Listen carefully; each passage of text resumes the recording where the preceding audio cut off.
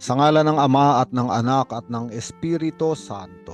Panginoon, isugo mo ang iyong espiritu at pagpanibaguhin mo ang muka ng aming mundo.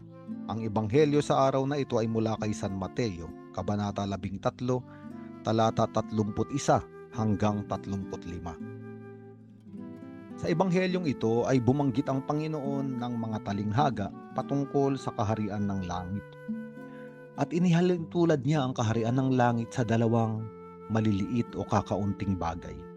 Unang-una sa buto ng mustasa na pinakamaliit sa lahat ng mga binhi, at sa maliit na sukat ng lebadura o pampaalsa na inihahalo sa 3 bakol na harina. Ang buto ng mustasa ay napakaliit, ngunit kapag ito ay tumubo, siya ay magiging pinakamalaki sa lahat ng mga halamang tumutubo. At ang kanyang mga sanga ay pamumugaran ng mga ibon na naglalakbay sa himpapawid.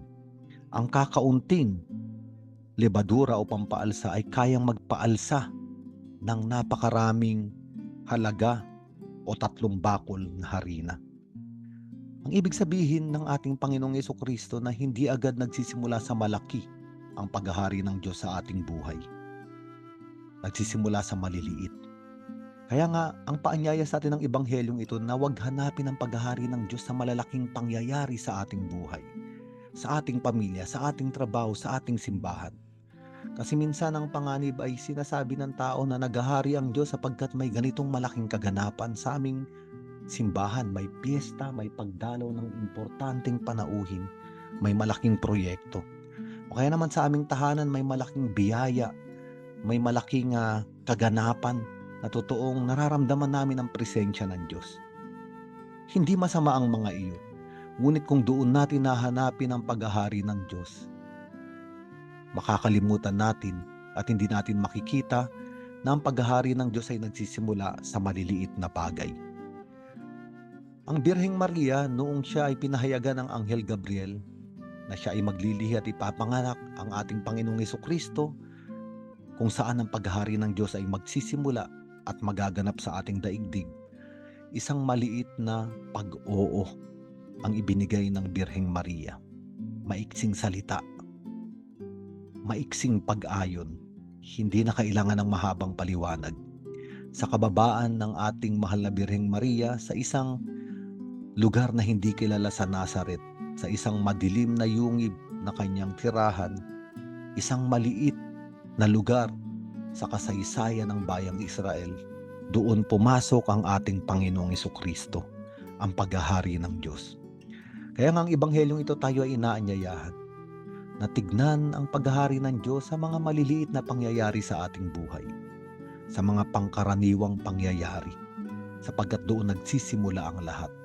Kung makikita natin ang patnubay at paggalaw ng Diyos sa araw-araw nating gawain, sa paggising sa umaga, sa pagtulong sa kapwa, sa pag-aalaga sa pamilya, sa pagiging tapat sa ating mga trabaho, sa buong kababaang loob, paglilingkod natin sa simbahan, hindi man tayo kilala, hindi man tayo tanyag, ngunit ginagawa natin ang dapat gawin at ang mabuti. Narito ang paghahari ng Diyos. At bagamat maliliit ang mga bagay na ito, maliliit lamang ang ating ginagawa, maaring hindi napapansin, maaring hindi nakikilala. Sa mga bagay na ito nagsisimula ang paglaki ng kaharian ng Diyos. Napakaganda ng pangako ng isang maliit na butil ng mustasa ay maaaring maging punong kahoy at makapagpapahinga sa kanya ang mga ibon sa himpapawid na pagod ng maglakbay. At ito ang mahalaga sa ating buhay. Lumago ang kaharian ng Diyos, maghari ang Diyos sa ating buhay. At paano natin malalaman na malago na at naghahari na ang Diyos sa ating buhay kung ang ating kapwa ay nakapagpapahinga na sa ating piling. Sa ating mga salita sila ay nabibigyan ng konsolasyon. Sa oras ng kanilang pamimighati at kawalan ng pag-asa, na ipapahayag natin sa maliit na paraan, sa maliit na aksyon, ang mabuting balita. At doon nagbubukas sa kanila ang kapahingahan na alay ng kaharian ng Diyos. Ang libadura na inihalo sa 3 bakol ng harina ay mawawala, ngunit aalsa ang harina. Ibig sabihin, kayang paalsahin ng maliliit na komunidad Kristiyano o ng maliliit na mabuting gawa ang ating simbahan, ang ating pamilya, ang ating buhay. Hindi natin kailangang ipangalandakan ng malalaking bagay na ating ginagawa. Kadalasan ang tumitimo sa puso ng mga tao ay yung maliliit na bagay na ginagawa natin ng buong tiyaga. May pananampalataya, tago, hindi ipinagmamalaki.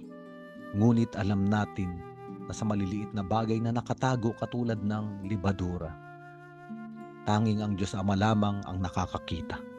Ang paghahari ng Diyos ay nagsisimula sa maliit. Ibig sabihin, nagsisimula ang paghahari ng Diyos sa may mga kababaang loob. Mga taong mabababa, mga taong hindi tinataas ang kanilang noo at hindi pinagmamalaki ang kanilang kakayanan. Sapagkat ang taong may kababaang loob, isa lamang ang kanyang itinatanyag, at ito ang kadakilaan ng Diyos Ama sa langit. Sa araw na ito, tignan natin ang paghahari ng Diyos sa maliliit na pangyayari sa ating buhay. At sa atin siyang dakilain at atin siyang itanyag, atin siyang pasalamatan, at makikita natin unti-unti, dahan-dahan, lumalago ang paghahari ng Diyos, bagamat ang mga matang makalupa ay hindi ito napapansin. Ngunit ang mga matang may pananampalataya, totoo na ito ay nakikita. Sa ngalan ng Ama at ng Anak at ng Espiritu Santo.